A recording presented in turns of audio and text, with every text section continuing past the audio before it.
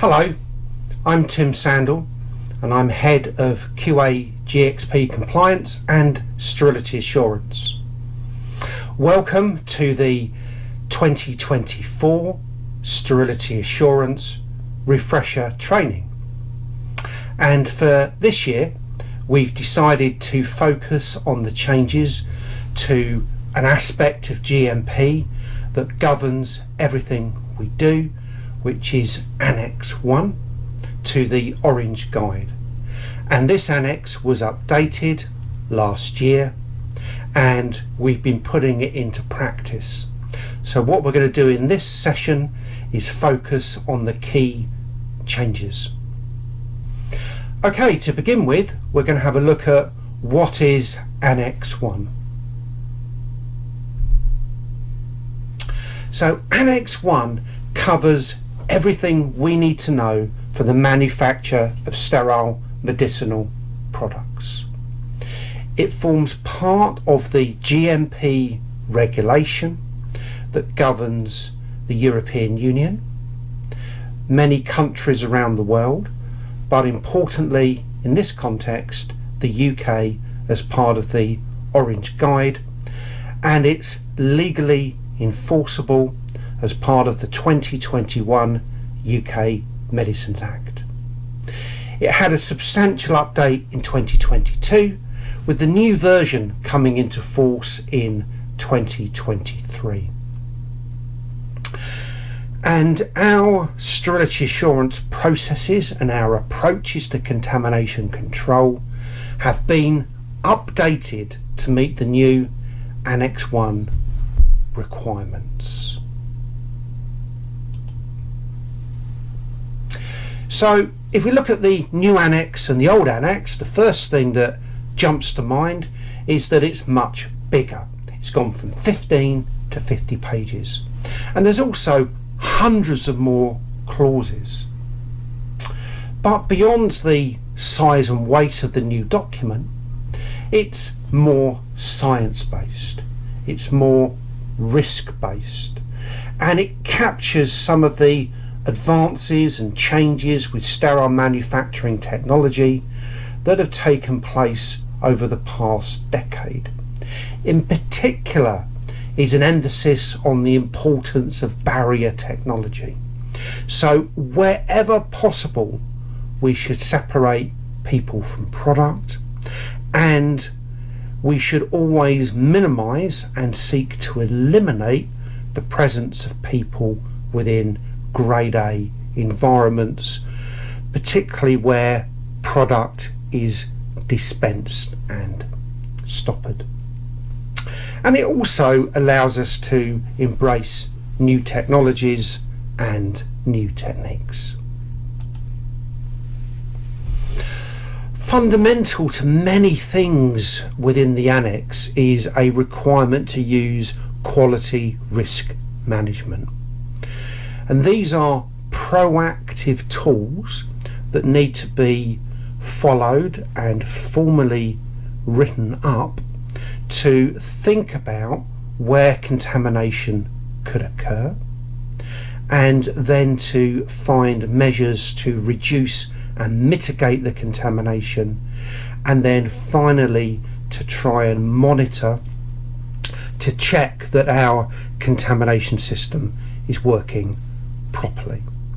And with every risk assessment, we need to keep asking ourselves, what are we doing to protect the product quality and to guarantee patient safety? Part 2, the contamination control strategy.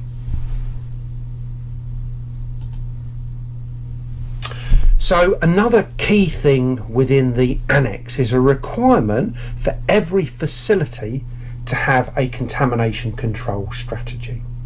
A contamination control strategy needs to be scientifically established. It needs to be based on quality risk management, which we were just looking at. It defines controls.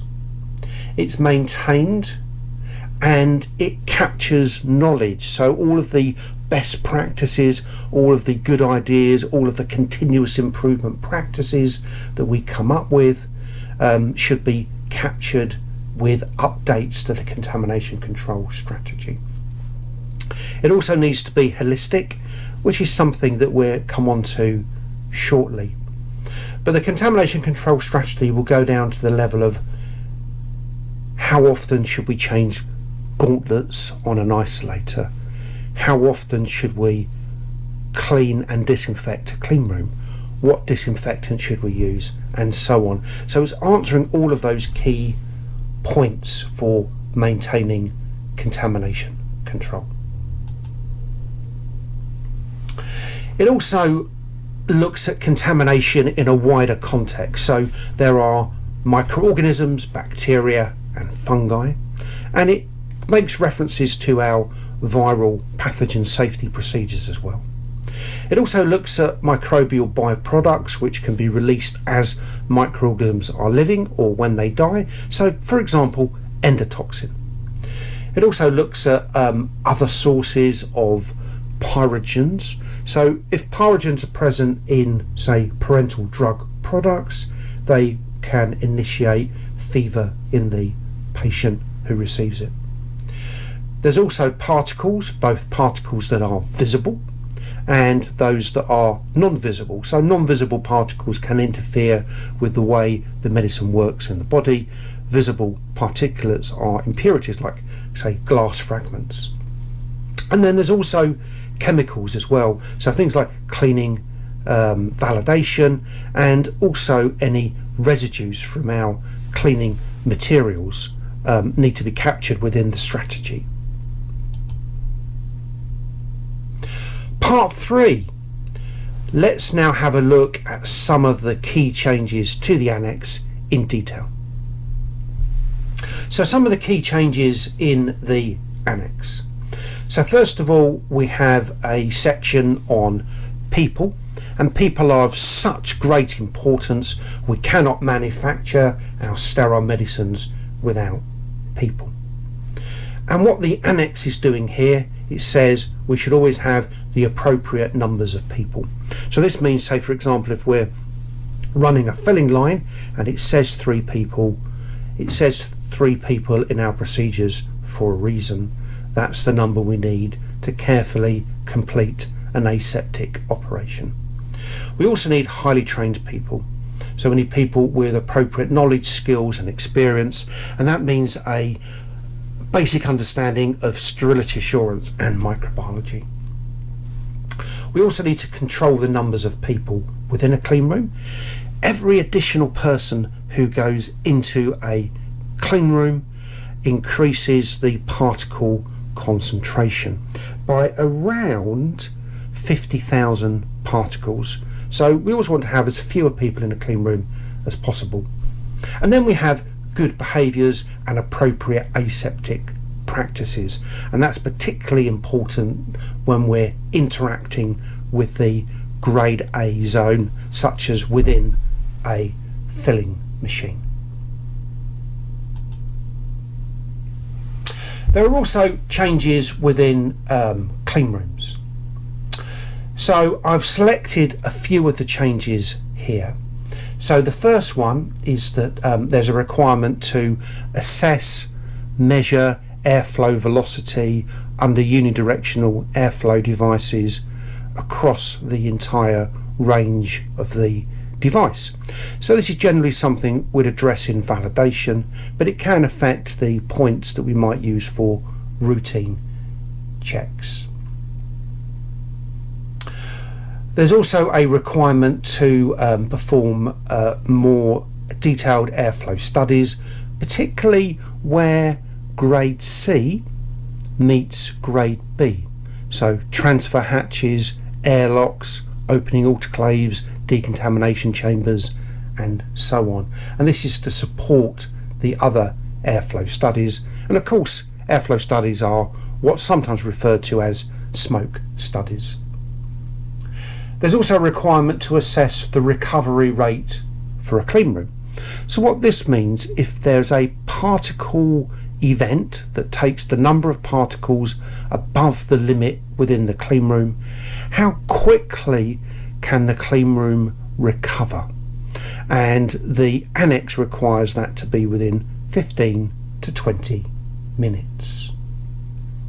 There's also a lot more emphasis on data trend analysis, understanding how the clean room performs both at rest, so that's when there's no people in it, and in operation, that means when we're in it and the machines are running.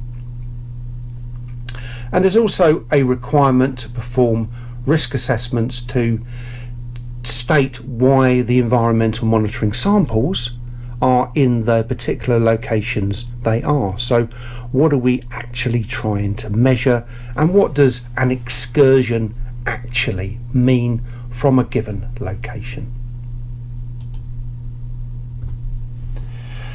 There's also a strong emphasis upon segregation and mix up.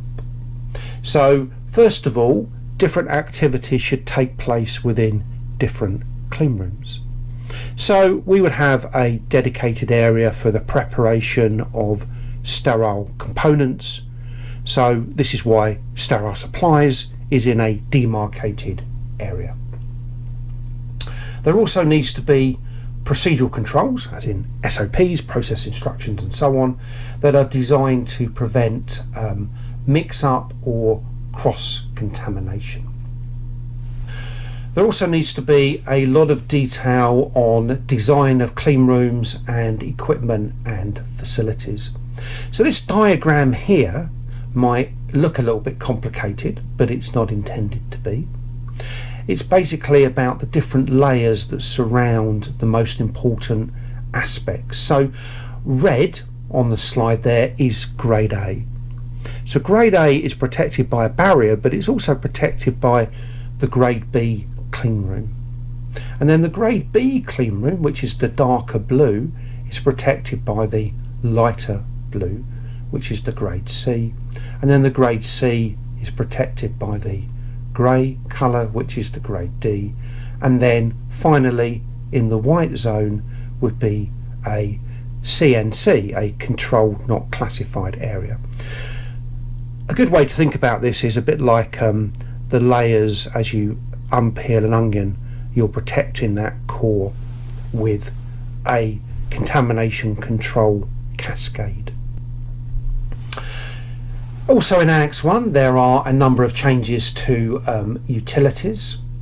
So first of all, there are things called critical utilities, and these are things that could come into direct contact with the product.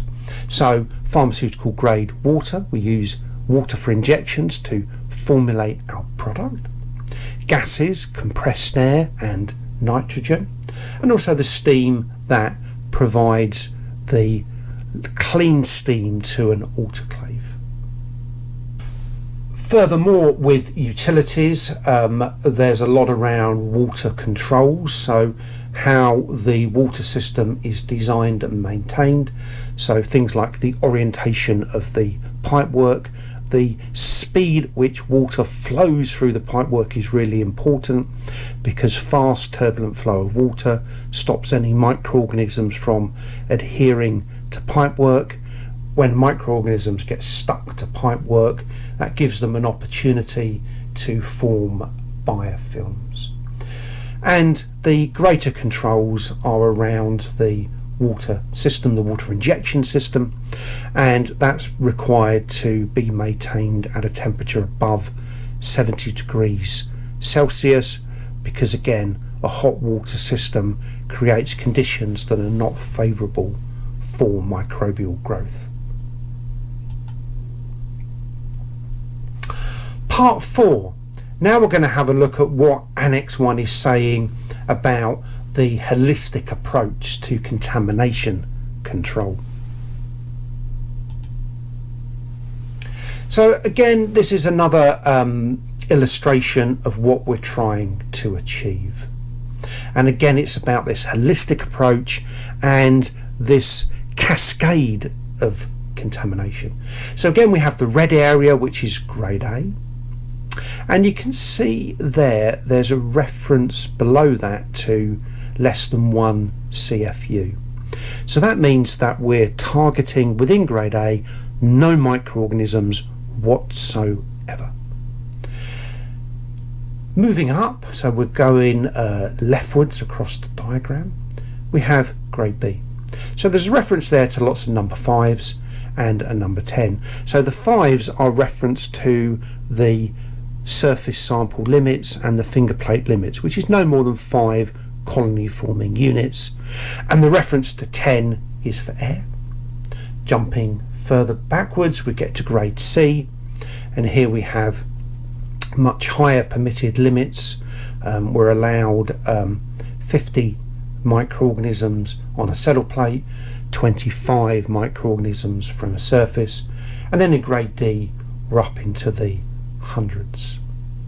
So we can see there we have different levels of permitted microorganisms, and as we move back to grade A, we're seeking tighter contamination control.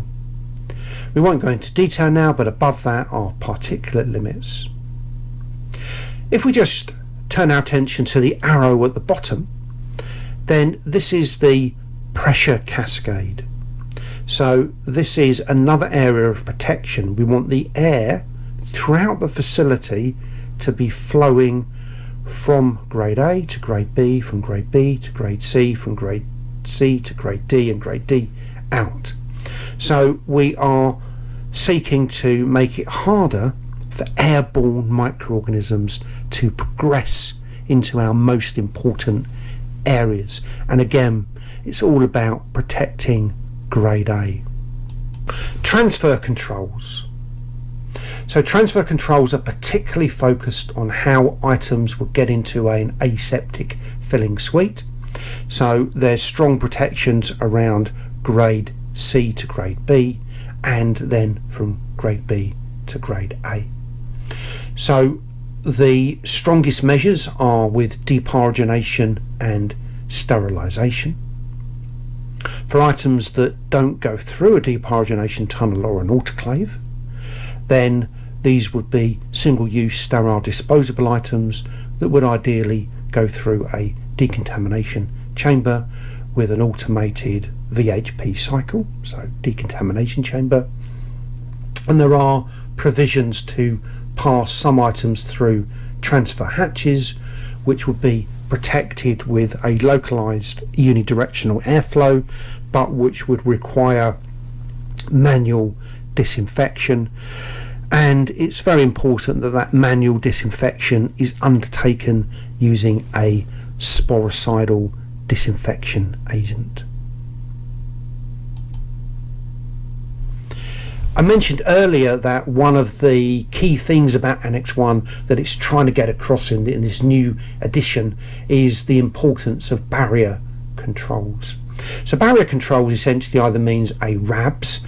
So RABS stands for Restricted Access Barrier System, so lines 1 and 2, or an isolator.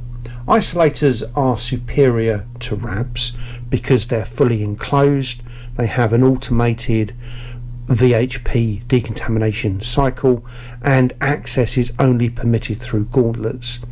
A RABS is not completely enclosed and can only be manually disinfected. But a RABS is still a very strong and safe system, but we just need to be more mindful about personnel controls and the way that we interact with the RABS for setup, or if there was a need for any open door intervention. There's a lot more emphasis upon aseptic behaviours and aseptic controls. Another thing with isolators is that isolators are very good, but they're not completely infallible. So positioning items both in an isolator and say a decontamination chamber for VHP is really important. We cannot have any two items touching, and items need to be positioned and presented so that there are no folds in the packaging. So what we're always trying to do is avoid what we will call occluded surfaces. The reason for that is that it's an area where the VHP won't reach. If the VHP won't reach, then microorganisms could survive. Another thing with isolators is that we need to be very careful when we use gloves and gauntlets, because there is a degree of fragility and they can sometimes become broken, torn, and this then could compromise the status of the isolator and lead to a contamination event. Part 5, sterility and asepsis. So there are an array of sterilisation technologies that are addressed within the new annex. The preferred and most robust method of sterilisation is heat. So this can either be moist heat, which uses superheated steam, as in the case of an autoclave, or it can be dry heat, which essentially decontaminates through infrared technology, and that would be an example, would be a depyrogenation tunnel. There are a number of items that come as single-use disposable technologies, and these can be sterilised using other types of sterilisation technology, and these need to be assessed for their suitability. So we have gamma radiation, we have electron beam, which is showers of electrons, X-rays. Within the facility, another form of sterilisation that's very important is sterile filtration. So this is where liquid products pass through a 0.22 micron filter, which allows product through and stops bacteria and fungi from getting through. They're just slightly larger than the pore size of the filter. But we need to assess that the filter was good before use, after it's been sterilised, so the infamous pup sit, and then after use as well. So integrity testing is a really key element for filters. Hydrogen peroxide vapour is a very efficient way of decontaminating, but it is not a sterilisation technology. The reason for that is that it only treats the outside of a surface. Hydrogen peroxide vapour gas is unable to penetrate through packaging. That's why there's additional controls around VHP. There are some other sterilisation aspects which are emphasised in the new annex. I'll just select some of these. The first one is that sterile filtration through the 0.22 micron filter should be carried out as close to the point of filling as possible. I've mentioned integrity testing. It's also important that all filters are validated. Now, validating a filter involves testing it with the actual product and using a really high bacterial challenge of a very tiny bacterium. So the very high bacterial challenge is 10 million, and if you're interested in the bacterium, it's one called Brevandomonas diminuta. We also want to make sure that filters don't add impurities into the product. So filters would be checked for leachables and extractables, and also we want to make sure that we're not going to get too much absorption, otherwise we could end up with a loss of yield. Single-use sterile disposable technologies have made things much better. Aseptic connectors, aseptic quick connectors is an example of that, and there have been a number of advances, and this is an area that will continue to expand. Media fills, so media fills have been given the slightly posher title of aseptic process simulations, or APS, but media fills again are given a lot of emphasis in the new annex. And very quickly, some of the key criteria for media fills are that they must capture the whole time of a product that's been filtered. So that's why media would go into an aseptic filling suite, and it needs to be held for the maximum time that product can be held for. The broth has got to be suitable. Every aspect of the aseptic filling activity needs to be captured. So that includes idle process time. So that's why a pre-fill time, for example, would need to be captured. All of the manipulations and interventions that might occur during a normal filling operation need to be captured. The number of vials filled needs to be representative and at least big enough to capture things like shift changes and all of the manipulations and interventions. There should also be a proper incubation, so media fill vials are incubated for 14 days at 2 temperatures. They're inspected, and then the media is tested afterwards to show that it would actually support any microorganisms that might be there. And all media fills have an acceptance criteria, a specification of no growth. So one single vial showing turbidity would be a failure of that media fill. Because of the limitations of VHP, because it's not a penetrating technology, we have to independently sterilize product contact parts. And this is both direct product contact parts and indirect product contact parts.